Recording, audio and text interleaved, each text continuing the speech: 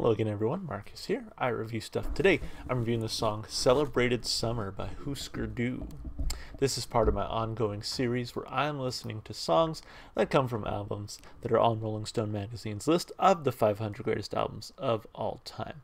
The way the series works is I'll do reaction videos for 2, sometimes 3 songs from each album, and then eventually I'll go and listen to the rest of the album on my own, and I'll come back and let you know what I thought. So, this particular song comes off the album New Day Rising by Husker, which was released by SST in 1985 and is number 428 on Rolling Stone magazine's list. About the album, they say these 3 Minneapolis dudes played savagely emotional hardcore punk that became a key influence on Nirvana, among others. Husker guitarist Bob Mould was an early candidate to produce Nevermind before the job went to Butch Vig. Mould and the band created a roar like garbage trucks trying to sing Beach Boys songs, especially on the anthems Celebrated Summer, which we're listening to today, and Perfect Example. And on the wondrous books about UFOs, drummer Grant Hart gets on the piano and plunks out a jaunty love song to an amateur astronomer.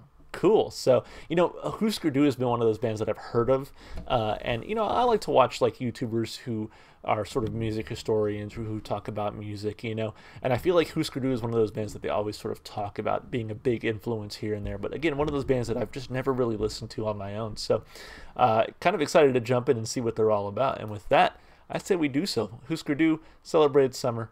Here we go.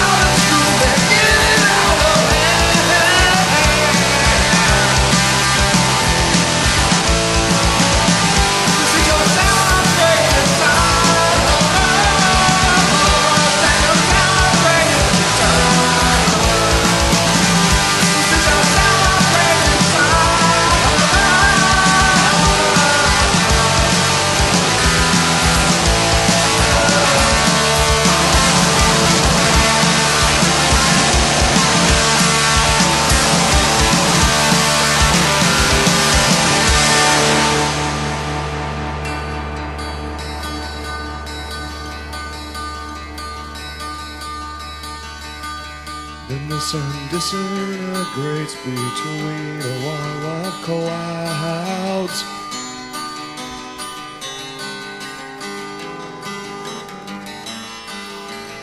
A summer where I winter at, no one is allowed there.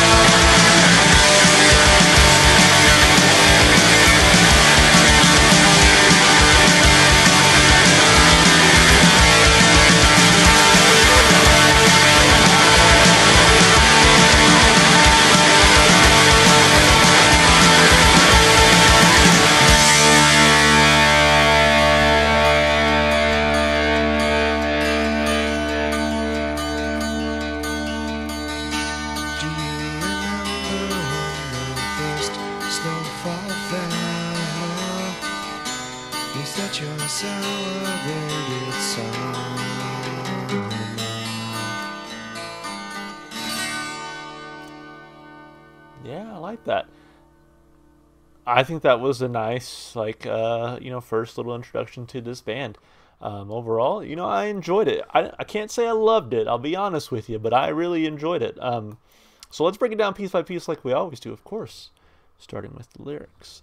It does say here about the song Celebrated Summer is the first single released from the album New Day Rising. It was a promotional release distributed to radio stations in December 1984. The song was a surprising departure from their usual hardcore punk sound, as demonstrated on the Metal Circus EP and Zen Arcade. Lead singer Bob Mould still performs this song live, though he replaced the title phrase in the chorus with Celebrated Summertime. Cool. So let's take a look at those lyrics.